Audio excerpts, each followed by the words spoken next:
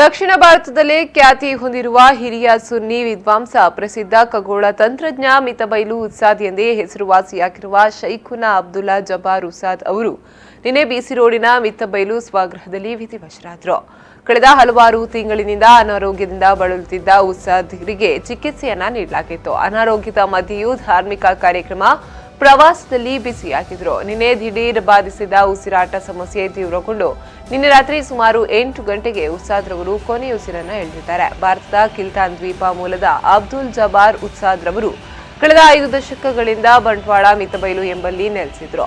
ಹಲವಾರು ವರ್ಷಗಳ ಕಾಲ ಮಿತಬೈಲು ಕೇಂದ್ರ ಜುಮಾ ಮಸೀದಿಯಲ್ಲಿ ಖತೀಬರಾಗಿ ಇಮಾಮರಾಗಿ ಸೇವೆಯನ್ನ ಸಲ್ಲಿಸಿದ್ರು. ದಕ್ಷಿಣ ಕನ್ನಡ, ಉಡುಪಿ ಜಿಲ್ಲೆ ಸೇರಿದಂತೆ ಕೇರಳ ರಾಜ್ಯಾದ್ಯಂತ ಧಾರ್ಮಿಕ ಪ್ರವಚನ ನೀಡುತ್ತಾ ಧಾರ್ಮಿಕ ಸೇವಾ ಕಾರ್ಯದಲ್ಲಿ ತಮ್ಮನ್ನ ತಾವು ತೊಡಗಿಸಿಕೊಂಡವರು. ಮಿತಬೈಲು ಉಸ್ತಾದ್ರವರ ನಿಧನಕ್ಕೆ ಮಂಗಳೂರು ಕಾಜಿ ತ್ವಾಖಾ ಅಹ್ಮದ್ ಉಸ್ತಾದ್ರವರು ಸಂತಾಪವನ್ನ ವ್ಯಕ್ತಪಡಿಸಿದ್ದಾರೆ. ಇನ್ನು ಸಚಿವ ಯುಟಿ ಖಾದರ್, ಮಾಜಿ ಸಚಿವ ವೀರಮಾನಾಥ್ ರೈ, ಮಾಜಿ ಕೇಂದ್ರ ಸಚಿವ ಜನಾರ್ದನ್ ಪೂಜಾರಿ ಸೇರಿದಂತೆ ಅಪಾರ ಗಣ್ಯರು ಉಸ್ತಾದ್ರವರ ನಿಧನಕ್ಕೆ ಸಂತಾಪವನ್ನ ವ್ಯಕ್ತಪಡಿಸಿದ್ದಾರೆ.